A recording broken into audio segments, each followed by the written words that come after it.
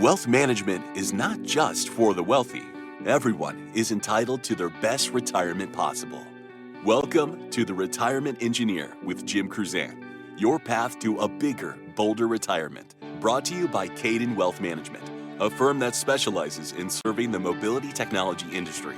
In this podcast, we help you maximize your resources and engineer your best retirement through a process-driven approach so you can get the little things right.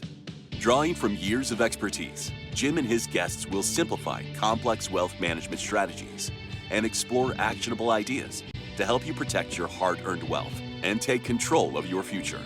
Now, on to the show. All right, the dust has settled and Donald Trump is heading back to the White House. But what does this mean for your wallet, your investments, and the economy as a whole? I'm Patrice Sikora, alongside your host, Jim Cruzan, and today we're breaking down how markets historically react to shifts in power, what challenges this administration might face, and what you can do now to prepare for the road ahead. Well, Jim, let's get right into it. What have the markets been doing immediately after the election results? How have they been reacting?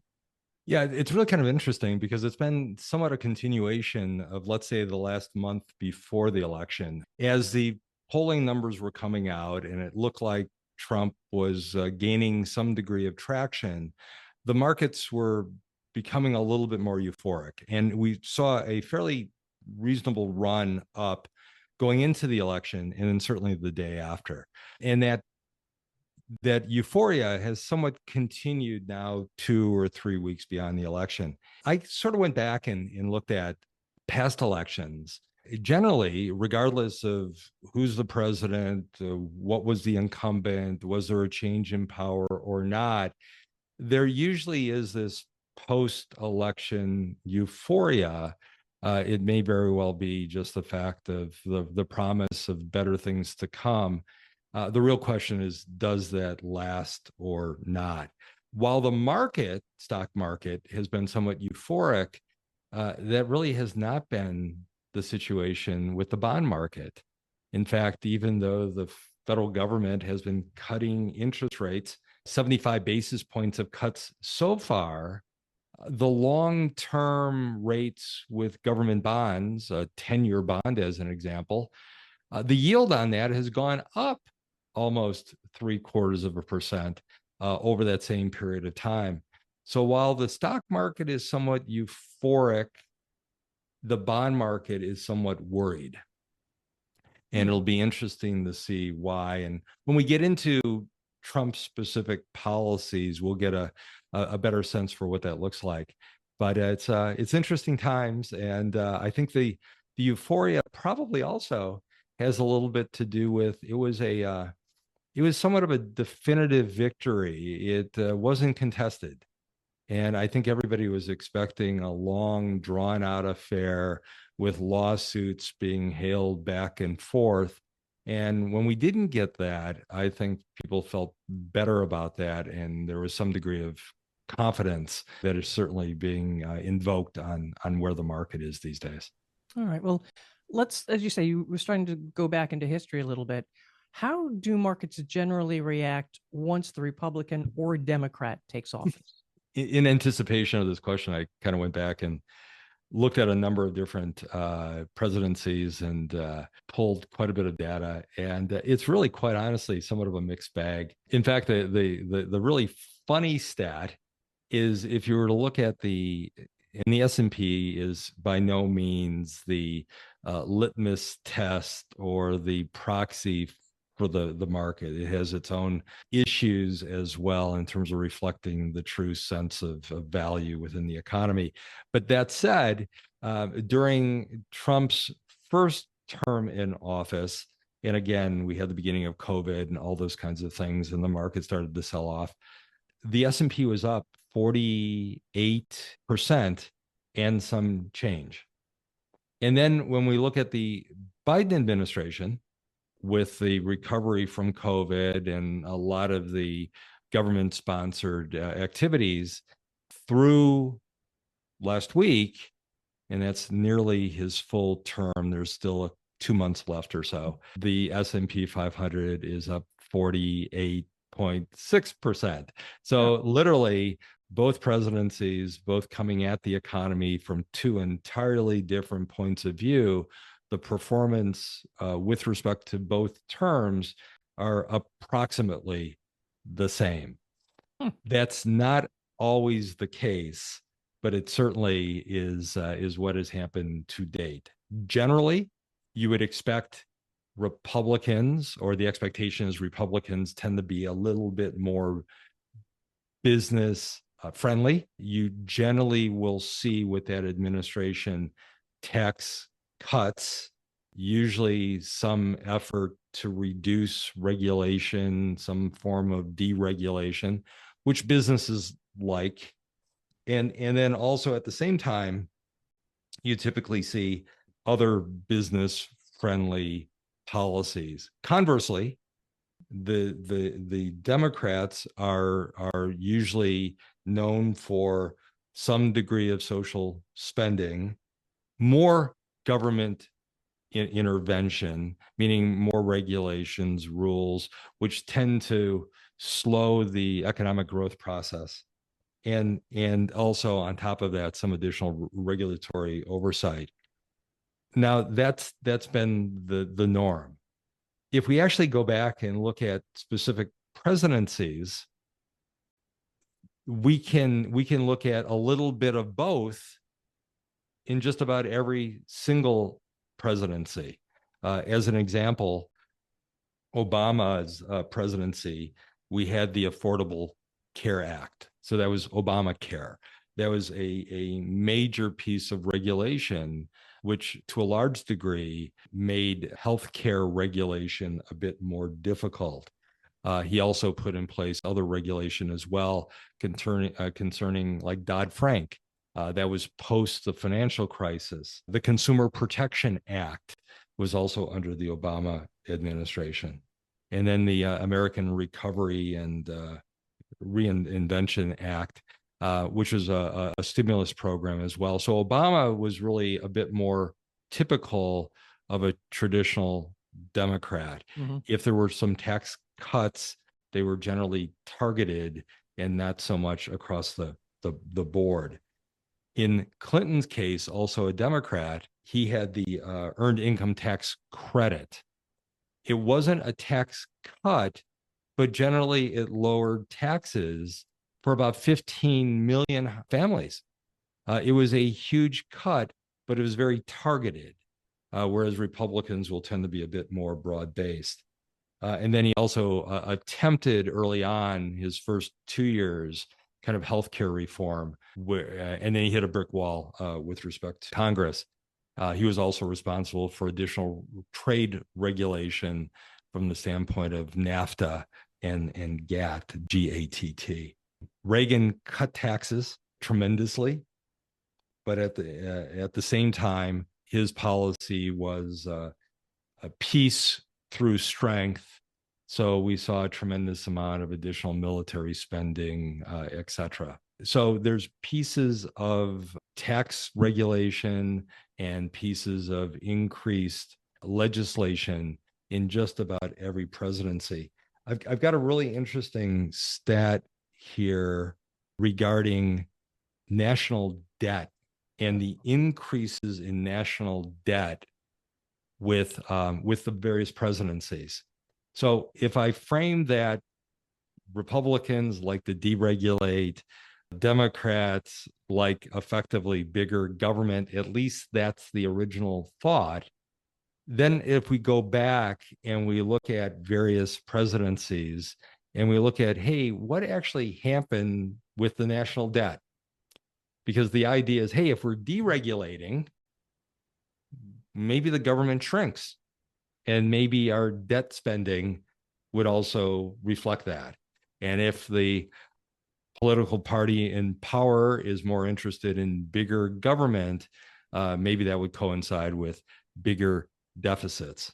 Not so much the case. The Biden administration increased our national debt by about 16, almost 17%. The Trump administration increased our debt by about 33%. The Clinton administration, big Democrat, increased our debt by 28%. The Carter administration did nearly the same. The Reagan administration, and everybody viewed the economy to be terrifically great under Reagan eventually, he increased our national debt by almost 160%. Remember, our national debt relative to our GDP was only 20% or so at the time of Reagan. Today, it's 120% of GDP. So when you look at some of these things, and the Obama administration, it was 66%. It was a large increase, certainly more than the Biden administration, but a lot of that had to do with policy. The Affordable Care Act blew out the budget. Peace Through Prosperity blew out the budget. The tax cut that Reagan did, cutting rates from a high of 70% to 50%, and from the lowest rate ranking from 14 to I think it was 11, was a huge boon to the economy, but it absolutely blew up the budget as well because that's less money coming in. So it's really a lot more to do with who inherits a recession, because there's a lot more deficit spending, and what big policies are put in place. Tax cuts might be great for the stock market. They're not so great for our deficit or debt. Okay. That's a nice historical context there. I appreciate that. But let's move into the second Trump term now. How might the second one compare and differ from his first term, especially given the current economic climate? Well, I think from a policy perspective, his second term will look a bit more like the first term, in that it seems like his approach will be two-pronged. And what I mean by that is it'll be somewhat kind of a remaking of the federal government. That might be a bit more bolder and certainly more ambitious than his first term. But his first term also looked at getting rid of a lot of bloated legislation. In fact, in his first term, I think he wanted to eliminate like 3 or 4 rules or regs for every new one that was instituted. Mm-hmm. So he was still interested in making it over. Now, with some of the politicizing and weaponization of certain government departments or claims of that, he's interested in kind of going in and clearing house. So I think his approach, his intent will be somewhat the same. His approach will certainly be quite a bit different. With respect to remaking the government, the 2 big initiatives there more than likely will be the DOGE, or the Department of Government Efficiency, which will be a brand new department, putting in place 2 entrepreneurs who kind of know how to reduce expense. And that may really quite a bit shake up Washington, especially if they're looking at defunding or closing particular departments. And then the other, with respect to remaking the government, is this whole idea of JFK Jr. kind of championing the Make America Healthy Again, and what he plans on doing both with IHM as well as the FDA will certainly have some ramifications. Oh, I was going to say, and then beyond that, the other pronged approach, which will be more of the same, will be this kind of a America First foreign policy, which I would call border protection and strength part of that foreign policy, as well as the use of tariffs. He used tariffs before. He'll more than likely use tariffs again, calling for, I think it's a 10% tariff across the board for anything that's imported, and a 60% tariff on all Chinese items. More on that and what impact that might have on the economy a bit later. But everything I've mentioned is somewhat similar in scope to what he had the first term. It's just going to be in much greater detail and certainly greater intent. The tariffs bring me to the thought of economic policies in general, though. Do you see these evolving very much, or do you think he's pretty much going to take the same tact? I think they will have to evolve, because I think he's also, whereas in the first term, he inherited a fairly stable economy from the Obama administration. He is inheriting an economy right now that's not quite on as firm footing. Right. Right. A lot of the things he'd like to do with respect to tariffs, with respect to immigration, they also have negative connotations as well.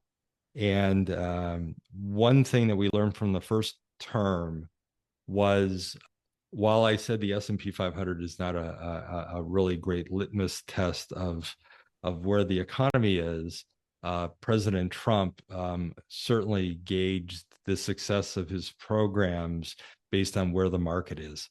If the economy is slowing down, a change in presidency doesn't redirect or stop that momentum. So will he have to modify, delay, adjust some of these plans for some troubling waters that might be brewing in terms of economic, where we see ourselves in terms of the economy these days? Do you see any specific sectors possibly benefiting or being hurt by what we know is or have been his current policies? Yeah, so the expectation would be, as part of the tariffs, what he wants to do is put pressure also on companies to bring a lot of their business activity back to the U.S. So the thought would be things such as defense would get a pop, construction management, construction engineering, heavy equipment companies would generally do much better as a result of that. Everybody focuses on energy. I think energy folks that are involved tangentially in energy, companies that build pipelines, build equipment. Think of that as like, this isn't a recommendation, but companies like Schlumberger, et cetera, as opposed to the oil companies themselves. It's interesting when you look at oil and oil companies from a stock price perspective, even though the markets did almost identically as well during both presidencies, energy companies did vastly better under the Biden administration than they did under the Trump administration. And a lot of that has to be a result of supply and demand. If we're making energy more restrictive, if we're not signing leases for drilling, then those who have that resource today, the value of those resources become vastly more expensive and more valuable. Conversely, if it's drill baby drill and we have all this oil, it suppresses the price. It also suppresses profitability as well within those companies. So obvious isn't necessarily so correct. Auto companies may have a difficult time. While they're planning on reducing some of the EPA requirements, he's also planning on eliminating the tax credit for EV vehicles. And the price point without the tax credit is really quite expensive. It might be out of the reach of many, many more potential customers. And then a lot of the green energy issues as well. And there's also been a cottage industry that's been developed around implementing, again, this is the whole issue about regulation, but a cottage industry that's been developed about inputting, monitoring, and managing these DEI initiatives within corporations. More than likely, you'll see that start to slow down, or its platform will somewhat shrink as well, I would think. What about finance? We have the tax cut measure that sunsets the end of 2025. I mean, he initiated that, so I would assume it will be continued, but that is totally an assumption on my part. Yeah, there's at this point, the expectation is it would continue, not so much because he's president, but because at this point it appears that the Republicans also have control of the House and Senate. While it's somewhat razor thin margins, it's going to be left to the Speaker and the Senate President to rally the troops and continue that. I think that's also one of the reasons that the market somewhat has been somewhat effervescent, because remember, the other alternative was we're raising corporate taxes, we're raising individual taxes at the higher end, And also we're increasing capital gains tax, and we're also increasing, or we'd love to see a tax on unrealized appreciation get put through as well. The expectation is none of those things go through. That said, we don't quite get the same oomph with Trump's second term as we did his first, or we did, let's say, under Reagan becoming president after Jimmy Carter, because we already got a major tax cut under Trump already. Any cut now probably wouldn't have quite the same emphasis, understanding that he's hoping to eliminate taxes on tips and overtime. Right. And he's also hoping to eliminate tax on Social Security. That might be a little bit more difficult, getting those things through, just simply because of the degree of and the size of our national debt at this point. Both of those would explode our deficit significantly. I mean, right now we're deficit spending to the tune of nearly $2 trillion a year. And that deficit is, let's look at all our tax revenue coming in minus everything that we spend. If all of a sudden the tax revenue gets cut significantly because of all the lost revenue from tips, overtime, and Social Security, it just widens out that degree of deficit. And that might be a little bit of a problem now, since we're faced with a deficit that's 120-ish% of GDP. Inflation, interest rates, global dynamics, these are all in play right now. Are these some of the biggest economic risks that Trump faces? I mean, he's going to have to deal with them. How do you think he may play with them? This also kind of falls into, while everything on paper sounds really great, what are some of the repercussions of some of these things that he's trying to get through? Because they have a tendency to also affect, and in some cases, broaden out some of these issues that we see, like the debt, like interest rates, like inflation. The bond market clearly is saying, hey, we're not quite so sure about what this is going to look like in the future. The fact that the short-term rates have dropped 0.75%, but the long-term rate, 10-year, is up almost the same 0.75%. The only reason that is happening is typically one of two things. One, bond traders, people who work in the bond pits, who haggle over price all day, every day, are saying, I'm refusing to pay as much for the bond. I need a higher yield because either one, I'm worried about inflation going forward. And if I'm making a 5 or a 10-year investment, I need a higher yield because I expect that there will be higher inflation. So my net after inflation return has to be a certain amount to a certain criteria. And the only way I'll get that is by demanding a higher yield. Or it's because the bond market really has some degree of concern of what's happening on a deficit basis, what impact that has on the national debt, and the fact that currently we're spending over $1 trillion a year just to maintain the interest on that alone. If interest rates were to creep up because inflation is creeping up and the debt widens, we can get to a point very quickly where it affects GDP growth because it's a huge headwind. So those are some of the things that can certainly become somewhat problematic. When you look at inflation as a risk, inflation has started to tick back up a little bit, ever so slightly. That's one of the reasons that people are having this conversation today. If we look at immigration and we look at what the expectation is, they're going to round up a lot of the quote unquote illegal immigrants and move them back out of the country. That'll certainly have an impact on wage rates, especially at the lower end of the wage spectrum. I feel really bad for somebody who owns a chain of McDonald's restaurants. What are they going to have to pay per hour to get some high school kid interested in flipping burgers or making French fries? Will it be $25 an hour or so? Because we've just gutted the country with respect to a lot of low wage laborers. Same is true of agriculture and food prices. So that becomes a huge underlying inflationary current. On top of that, tariffs have a tendency to be inflationary as well. The thought is the other country pays the cost. The reality is a lot of that cost is passed through, and ultimately the end consumer pays more to offset the tariff cost. So all of a sudden, imagine a 60% tariff on all things coming in from China.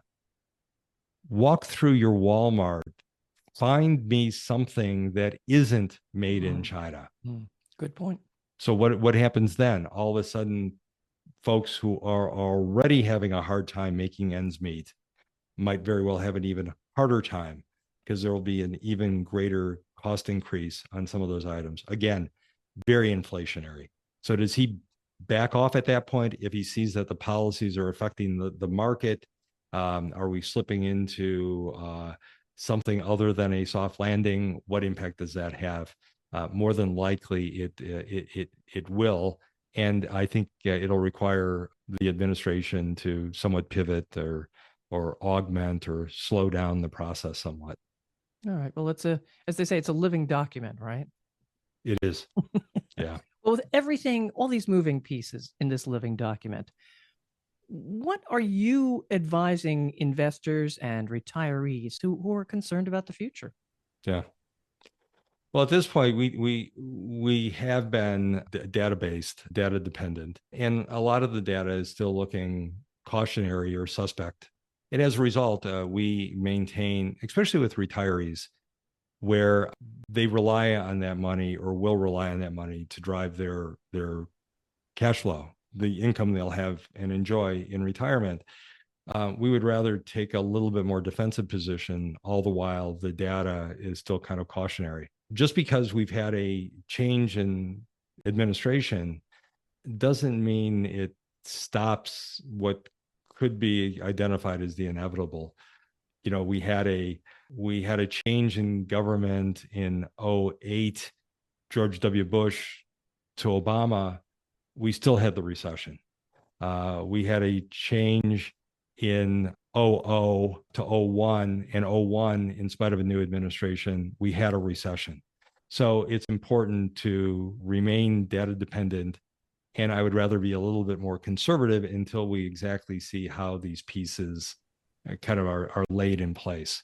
And then be flexible. You can't dictate the strategy you want to use today without change, because we have no idea what the future holds or exactly what benefit comes to us as a result of the Trump administration. All right. So basically, diversification. Oh, yeah. Stay informed and be flexible. Yeah. And having a little bit of dry powder or cash certainly makes some degree of sense. I think the biggest risk right now is really on the bond side. The long-term bonds have sold off, continue to sell off. And if interest rates continue to rise, the old rule of thumb is if the 10-year gets up near 5%, that becomes a huge headwind for the stock market. And you usually see a dramatic drop in the market.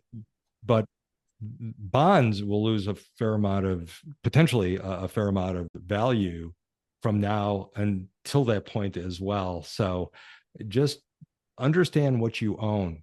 Also, for those who watch these things, you know, the international markets, while they haven't performed well for quite some time now, they've really underperformed here lately. And a lot of that is these tariffs or expected tariffs are really not going to help European stock growth. So understand what you own and why you own it, and also understand the risks in the portfolio. And if you're willing to accept it, great. Otherwise, there's nothing wrong with being a little bit more conservative when times are a little bit cautionary. All right. Well, thanks, Jim. Great discussion. I really enjoyed this one today. And as we wrap up today's episode, it's clear that a second Trump term brings both opportunities and uncertainties for the economy and the financial markets. While history does offer some insights into how markets respond to Republican administrations, it is important, as we said, to stay informed, be adaptable as policies and global dynamics evolve. So the key takeaway here, focus on the fundamentals, diversify your portfolio, stay tuned to changes in tax and trade policies, and keep an eye on sectors that might benefit from the administration's priorities. As always, planning and preparation are your best allies in navigating the road ahead. If you found this episode helpful, please subscribe so you don't miss future episodes and share it with someone else who could benefit. Follow @Kaydan Wealth on social media and let us know what you think in the comments. Your feedback and topic suggestions help us improve and make a bigger impact. And thanks for supporting our show. Thank you for listening to The Retirement Engineer with Jim Cruzan. Click the follow button to be notified when new episodes become available. Visit our website at www.kaydanwealth.com or give us a call at 800-638-6900. The information covered and posted represents the views and opinions of Jim Cruzan and this episode's guests, not necessarily those of Kaydan Wealth Management. The content has been made available for informational and educational purposes only. The content is not intended to be a substitute for professional investing advice. Always seek the advice of your financial advisor or other qualified financial service provider with any questions you may have regarding your investment planning.